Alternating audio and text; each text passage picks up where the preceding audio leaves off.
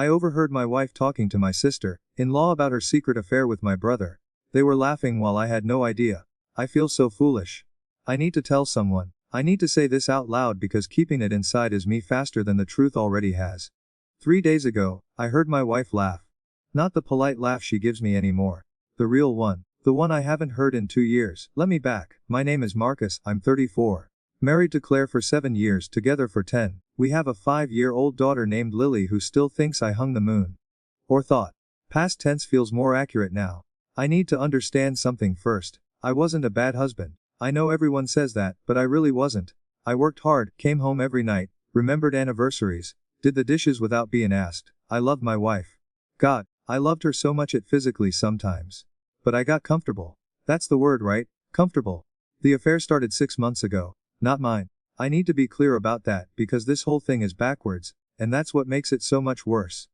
6 months ago, my brother Devin moved back to town after his divorce. He needed a place to crash. Claire suggested he stay in our basement apartment for a few months. She said it would help him get back on his feet. She said family helps family. I thought it was generous. I thought it showed what a good person she was. The thing is, there were signs. Of course there were signs. I just didn't want to see them because seeing them meant admitting something I couldn't unknow. Claire started wearing makeup on random Tuesdays. She'd go downstairs to bring Devon dinner, and come back 40 minutes later with flushed cheeks. She bought new underwear. Not for me.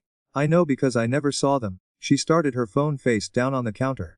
Always, without fail, when I'd come home from work, sometimes I'd hear laughter from the basement. Their laughter, together, and I'd stand there in my own kitchen, holding my briefcase, feeling like an intruder in my own. But I told I was being paranoid. Claire loved me. Devon was my brother. These were the two people I trusted most in the world. Can probably see where this is going. 3 days ago, I came home early. The office let us out at noon because of a power outage. I texted Claire but she didn't respond. Not unusual, she's bad with her phone. I pulled into the driveway and saw my sister-in-law Amber's car parked on the street. Amber is Devon's ex-wife. They're somehow still friends. It's weird but whatever. Adults being mature, right? I walked to the side of the house because I heard voices in the backyard.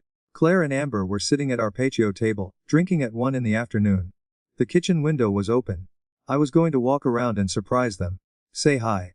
Maybe join them for a drink. Then I heard my name. Marcus has no idea, Claire said. She was laughing. Actually laughing. I froze. My hand was on the fence gate but I couldn't move. How long? Amber asked. She sounded curious. Entertained even. 6 months.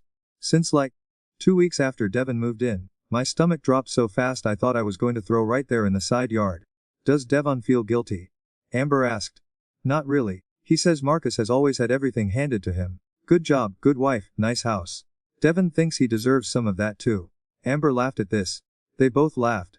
I stood there, pressed against the fence, listening to my wife and my brother's ex-wife laugh about how my brother was sleeping with my wife in my own house, while I paid all the bills. What about Lily? Amber asked. There was a pause, a long one. She'll be fine, Claire said. Kids are resilient. And honestly, Devon is better with her than Marcus is anyway. Marcus is always working or tired. Devon actually plays with her. My daughter. They were talking about my daughter like she was a piece of furniture we'd split in the divorce. So we're really doing this? Amber asked. We're really leaving him? Yeah, Devon and I are looking at apartments next week. We're going to wait until after Lily's birthday party though. No point in ruining that. When's the party? Saturday. This Saturday, 4 days away. 4 days, I don't remember walking back to my car. I don't remember driving. I ended at a park 15 minutes away, sitting in my car, staring at nothing. I tried to make it make sense. I tried to find the moment where I failed so badly that my wife decided my brother was the better option. My brother, who couldn't hold a job for more than 6 months. My brother, who I'd bailed out of 3 different apartments because he couldn't pay rent. My brother, who I'd given a free place to live out of love. That night, I came home at my normal time. I walked in. Lily ran to me and wrapped her arms around my legs like she always does. Claire smiled at me. She my cheek. How was work? She asked. Good, I said. How was day? Boring. Did laundry. Amber came over for a bit. She lied to my face. Smooth as glass. Like she'd done it 1,000 times before. Devon came upstairs an hour later. He joined us for dinner. He sat at my table, ate my food, made my daughter laugh with voices, and looked at my wife like I wasn't even there. After Lily went to bed, the 3 of us watched a movie. Claire sat between us on the couch. At one point, I glanced over and saw Devon's hand on her thigh under the blanket. She didn't move it, she just smiled at the TV. I excused and in the bathroom. That was 3 days ago. I've been walking around my own like a ghost. I go to work, I come home, I play with Lily, I kiss my wife goodnight. And the whole time I'm screaming inside so loud I don't understand how they can't hear it. Tomorrow is Lily's birthday party. 30 people are coming. My parents, Claire's parents, friends, neighbors, are whole on display. And I'm going to stand there and smile and cake and pretend I don't know that in 3 days, maybe 4, my wife is going to sit me down and my entire world apart. I haven't confronted them. I don't know why. Maybe because once I say it out loud it becomes real. Maybe because I'm a coward. Maybe because some part of me still hopes I misheard everything and this is all a nightmare I'll wake from. But I didn't mishear it. I know I didn't. My brother is sleeping with my wife. In my house. Under my roof. While I pay for everything. While I build I thought we were sharing. And the worst part. The absolute worst part. She's leaving me for him. And apparently, he thinks he deserves it. I'm sitting in my car right now, in the driveway, writing this. They're both inside. Probably together. Probably laughing. And I don't know what to do. The party was yesterday. I need to write this down while it's still fresh because I'm losing my mind and if I don't document this, I'm going to convince it didn't happen the way it did. Saturday morning. She woke at 6 a.m. screaming, "It's-my Bart HDY," and jumped on our bed. Our bed. The bed where my wife sleeps next to me every night and probably dreams about my brother. Claire laughed and pulled Lily into a hug. She looked at me over our daughter's head and smiled. Like everything was normal. Like we were a happy family. I smiled back. Because that's what I do now. Daddy promised we'd make pancakes. Lily said. I did promise that. I said. My voice cracked but she didn't notice. We went downstairs together. The three of us. Claire put on coffee. I mixed batter. Lily sat at the counter and told us about the dream she had where she could fly. She was so happy. So completely, innocently happy. Devon came upstairs around 7. He was wearing sweatpants and no shirt. In my kitchen. He walked right to Claire and reached past her to grab a coffee mug. His arm brushed hers. She didn't move away. Morning, birthday girl. Devon said to Lily. She squealed and ran to him. He picked her and spun her around. I flipped pancakes and said nothing. Need help with setup? Man, Devon asked me. Man, like we were buddies. Like he hadn't been betraying me for 6 months in my own home. I've got it, I said. Come on, let me help. It's a big day. I wanted to throw the spatula at his face. I wanted to scream. Instead I said sure thanks. We spent the morning setting the backyard. Balloons. Tables. A bounce house I'd rented. Devon worked right alongside me, making jokes, asking if I needed anything. At one point he said, "You're a good dad, Marcus. Lily's lucky." I almost lost it right there. Almost. But I just nodded and tied another balloon. Claire kept running in and out of the house. She'd changed 3 times. For a kid's birthday party. She finally settled on a sundress I'd never seen before. It was yellow. She looked beautiful. She was wearing makeup, full makeup, for our daughter's birthday party in our backyard. I knew why. My parents were coming. Her parents were coming. She wanted to look good for the announcement. For when she eventually told everyone she was leaving me. She was setting the stage. People started arriving at noon. The house filled with noise. Kids screaming. Adults laughing. My mom brought a casserole. Claire's dad brought. Everyone kept telling us what a beautiful family we had. What a perfect setup. What a lucky little girl. I shook hands. I hugged people. I thanked them for coming. And inside I was dying. Devon played with the kids in the bounce house. He was so good with them. Better than me, apparently. That's what Claire had said. All the moms were watching him, commenting on what a fun uncle he was. If they only knew. Around 2 p.m., my dad pulled me aside. We stood by the fence. Okay son, he asked. Seem off. I'm fine, I said automatically. Sure. And Claire doing alright? I almost told him. Right there. Almost unloaded the whole thing. But then I looked past him and saw Claire laughing with her mom. Saw Lily running around with frosting on her face. Saw Devon pushing kids on the tire swing.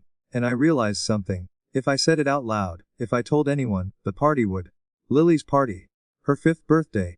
The day she'd been talking about for months.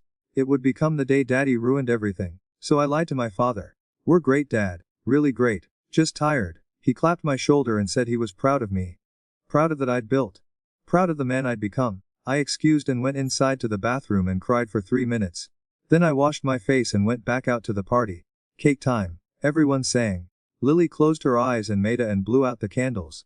Everyone cheered. Claire her head. I her other cheek. Devon stood right behind us. grinning in all the photos people were taking. We were a picture-perfect family. Except we weren't, we were a lie. After cake, after presents, after the last guests left and the sun started setting, it was just us again. Us and Devon. Always Devon now. Claire and I cleaned while Devon gave Lily a bath upstairs. I could hear them laughing. Hear Lily splashing. Hear Devon doing character voices for her bath toys. Claire said. She was scraping paper plates into the trash. Not looking at me. Yeah, I said. Lily had fun. Yeah. She finally looked. Okay. You've been weird all day. This was my chance. Right here. I could say it. I could confront her. Ask her about the conversation with Amber. Ask her about the apartment hunting. Ask her about my brother. But Lily's laugh echoed down from upstairs. And I couldn't do it. Not on her birthday. I'm just tired, I said. Claire nodded. She bought it. Or pretended to. I'm not sure she even cares anymore. That night, after Lily finally crashed in her bed surrounded by new toys, I couldn't sleep. I lay next to Claire in the dark and listened to her breathe. She fell asleep in minutes. Not a care in the world. I got around midnight, went downstairs for water. The basement door was cracked open. I could see light coming from down there. Devon was still awake. I stood there in my kitchen, in the dark, staring at that open door. And I realized something that made me physically sick. How many nights had I been asleep upstairs while Claire snuck down there? How many times had I been in the next room, or at work, or playing with Lily, while they were together? How many moments of my had been a complete lie? I walked to the basement door. I don't know what I was planning to do. Confront him maybe. Finally lose it. Something. But then I heard it. Footsteps on the stairs. Coming fast. I barely had time to step back into the hallway shadows before the door opened wider and Claire came out. She was wearing her robe. Her hair was messy. She didn't see me. She just closed the door quietly and tiptoed back upstairs. I stood there for 20 minutes.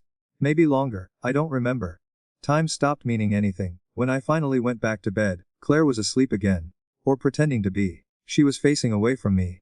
I lay there staring at the ceiling until the sun came. That was yesterday. Today is Sunday. Lily is playing with her new toys in the living room. Claire is doing laundry like nothing happened. Devon is downstairs. In his apartment. The apartment I'm paying for. And I still haven't said anything. I still haven't confronted them. Because I'm a coward. Or because I'm not ready to lose everything. Or because once I say it, once I acknowledge it, my marriage is really over and Lily's family is really broken and my brother and I are done forever. My phone buzzed an hour ago. Text from Devon. Thanks for letting me be part of yesterday. Lily's lucky to have as a dad. I stared at that message for 10 minutes. Tried to find the hidden meaning, the guilt, the apology, anything. But there was nothing. Just empty words from someone who thinks he deserves what he's taking from me. I haven't responded. I don't know what to say. What do say to the person who's destroying while living under roof? Claire just came in and asked if I wanted to go to brunch. Family brunch, the three of us and Devon. She said it would be nice. Quality time. I said yes, because that's what I do. I say yes and smile and play along while my burns down around me. We're leaving in 20 minutes. I'm sitting in my car again, writing this, trying to breathe. Tomorrow is Monday. Work. Normal. Pretending. But I don't know how much longer I can keep this. I don't know how much more I can take before I break. They're calling me. Time to go play Happy Family. It's been 4 days since I wrote the last update. 4 days that felt like 4 years. I need to finish this. I need to tell what happened because I have no one else to tell, and if I don't get this out, I'm going to lose what's left of my mind. Monday morning. I went to work like normal. Sat in meetings, answered emails. My coworker Sarah asked if I was feeling okay. I said I was fine. She said I looked like I hadn't slept in a week. She was right, I hadn't. I couldn't focus. Couldn't think. Every time I closed my eyes I saw Claire coming from that basement. Saw Devon's hand on her thigh. Heard them laughing about how clueless I was. Around 2 p.m., I got a text from Claire. Can pick Lily from daycare today. I have an appointment. An appointment. Right. Apartment hunting. I knew that's what it was. They weren't even being careful anymore. I left work early. Picked Lily. She was so excited to see me like always. She held my hand in the parking lot and told me about the picture she drew of our family. She'd drawn me Claire, her, and Uncle Devon, all holding hands, all smiling. That's beautiful baby, I said. My throat was so tight I could barely get the words out. Uncle Devon says we're the best family in the world, she said. I had to pull over 2 blocks from our house because I couldn't see through the tears. Lily asked why I was crying. I told her I had something in my eye. She's 5. She believed me. When we got home. So was a car I didn't recognize. A silver sedan. I walked in holding Lily's hand. Heard voices in the kitchen. Claire's voice. Devon's voice. And another voice. A man's voice I didn't know. I walked into the kitchen and found them sitting at my table. Claire, Devon, and a guy in a suit. Paperwork spread out between them. They all looked when I walked in. Claire's face went white. Marcus, she said, we're home early. Who's this? I asked. My voice was calm. Too calm. The calm before something breaks. The suit stood and extended his hand. I'm Richard. I'm a real estate agent. I was just showing Devon and Claire some rental options in the area. Devon and Claire. Not Claire and Devon. Devon first. Like he was the primary client. Like she was with him. I didn't shake Richard's hand. I just stared at Claire. Can we talk? I said lone. Marcus, let me just finish here and then. Now. Richard gathered his papers real fast. Said something about following later. Devon stood like he was going to say something, but I looked at him. And whatever he saw in my face made him shut his mouth and sit back down. I walked to our bedroom. Claire followed. I closed the door. How long we're going to wait? I asked. What are? I heard. Last Wednesday. In the backyard with Amber. I heard everything. The color drained from her face. She opened her mouth. Open it again. Marcus, I can explain. Explain what? That been sleeping with my brother for 6 months. That are planning to leave me. That think he's a better father to our daughter than I am. We're listening to a private conversation. Private. It was in our backyard. We're laughing about how I am. How clueless. How Devon deserves everything I have. She sat down on the bed, put her face in her hands, started crying. But they weren't real tears. I could tell. They were the tears of someone who got caught, not someone who was sorry. I didn't mean for this to happen, she said. Yes, did. Invited him to live here. Brought him into our home. I needed help. He was going through a divorce, so decided to sleep with him. That's helping. Don't understand. Or never home. Or always working or tired or distant. Devon actually sees me. He talks to me. He makes me feel. Stop. Just stop. Don't make this about me. Don't dare make this my fault. She looked at me. And I saw it then. She wasn't sorry. Not really. She was just sorry she got caught before she could do this on her terms. I was going to tell. She said, after the party. I didn't want a Lily's birthday. How thoughtful. Don't be like that. I know her, but Claire destroyed me, and my brother destroyed me, in my own house, while I paid the bills and raised our daughter and trusted by. Lily will understand eventually. She's 5. She drew a picture of us today. All 4 of us. She called us the best family in the world. And are about to that, so can be with my brother. Claire stood. Her tears were gone now. Her voice got hard. Maybe if paid more attention to family instead of job, this wouldn't have happened. And there it was. The real her. The person she'd been hiding behind the smiles and the I love yous and the perfect wife act. Get out, I said. What? Get out of this room. Get out of this house. Take Devon with. Get out. Marcus, this is my house too. GTO. I didn't mean to yell. But something inside me snapped. Actually snapped. Like a wire pulled too tight for too long. Lily started crying in the other room. I could hear her through the door. Hear Devon trying her to comfort her. That made it worse. Made everything worse. Claire grabbed her phone and walked out. I heard her and Devon talking in low voices. Heard the front door open and close. Heard 2 cars start. Heard them drive away. Then it was just me and Lily. I went to her room. She was sitting on her bed, clutching the stuffed elephant I'd won her at a fair 2 years ago. Her face was red and wet. Why were yelling at mommy? She asked. I sat down next to her. Pulled her into my lap. Tried to think of what to say. How to explain to a 5-year-old that her family just ended. That her uncle and her mom are leaving. That everything she knows is about to change. Daddy and mommy are having a disagreement, I said. But it's not fault. Nothing is fault. As mommy coming back. I don't know. Baby. She cried into my chest and I held her and I thought about how this moment right here was the moment her childhood ended. The moment she stopped feeling safe, and it was because of choices I had no control over. That was Monday. Tuesday Claire came back with her mom. They packed bags. Lots of bags. Lily watched from the couch, confused, while Claire stuffed clothes and toiletries into suitcases. Devon's car was parked outside waiting. Where's mommy going? Lily asked me. She's going to stay somewhere else for a little while. I said. Can I go with her? The question felt like a in my chest. Do want to go with her? Lily looked at Claire. Looked at me. I want to stay with both of, she said. I know, baby. I know. Claire left without saying goodbye to me. Just Lily, and promised to see her soon and walked out with her suitcases. Her mom gave me this look. This pitying, judging look. Like somehow this was on me. I found out later that day where they went. Devon's new apartment. Their new apartment. A 2-bedroom 15 minutes away. He signed the lease the same day I confronted Claire. Already had it ready. Wednesday, I called my parents. Told them everything. My mom cried. My dad said he'd Devon. I told him not to, told him it wouldn't fix anything. He said he was disowning Devon, him out completely. I said okay. Claire's parents called me. Said I needed to be reasonable. That Claire was going through something. That I should give her space. I hung on them. Thursday Claire texted asking to see Lily. I said yes because keeping Lily from her mom isn't fair to Lily. Claire picked her after daycare. Brought her back 3 hours later. Lily came in quiet. Different. When I asked about her time with mommy, she said, Uncle Devon was there. He lives with mommy now.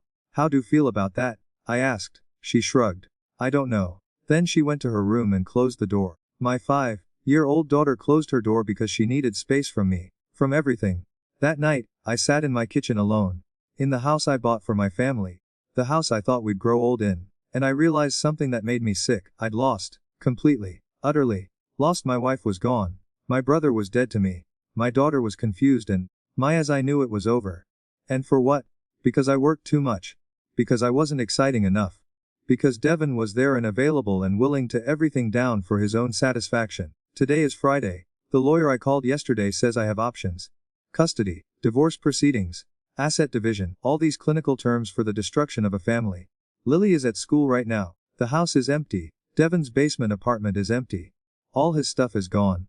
There's a stain on the basement carpet from where he spilled coffee 6 months ago. I'm staring at it right now. 6 months ago when this started. When my wife first decided I wasn't enough. When my brother first decided he deserved what I had. People keep asking if I'm okay. Coworkers. Friends. My parents. Everyone wants to know if I'm okay. I tell them I'm fine. I tell them I'm handling it. I tell them we'll get through this. But the truth is, I'm not fine. I'm not handling it. And we won't get through this. Not the we that used to exist. That we is gone. My daughter is going to grow in 2 houses. She's going to call my brother's apartment home. She's going to spend holidays torn between parents. She's going to remember this. All of it. And someday she'll ask me what happened, and I'll have to find a way to tell her that the people she loved most destroyed each other. Everyone says time heals. That I'll move on. That I'll find someone else. That this will all be a memory someday. But they don't understand. I'm not sad because I lost my wife. I'm sad because I lost the person I thought she was. I lost the brother I thought I had. I lost the family I thought we'd built. And the worst part. The absolute worst part. They get to be happy now. Claire and Devon get to start their new together without consequences. Without shame. While I'm left here picking the pieces and explaining to a 5-year-old why her family doesn't exist anymore. People keep telling me I'll be okay. That I'm better off without her. That Devon never deserved to be called my brother. But I keep thinking about that moment in the side yard when I heard her laugh. Really laugh. The way she used to laugh with me before comfort turned into distance, turned into betrayal. And I keep wondering, at what exact second did I become someone not worth staying for? I'll never know. And that might be the thing that haunts me longest.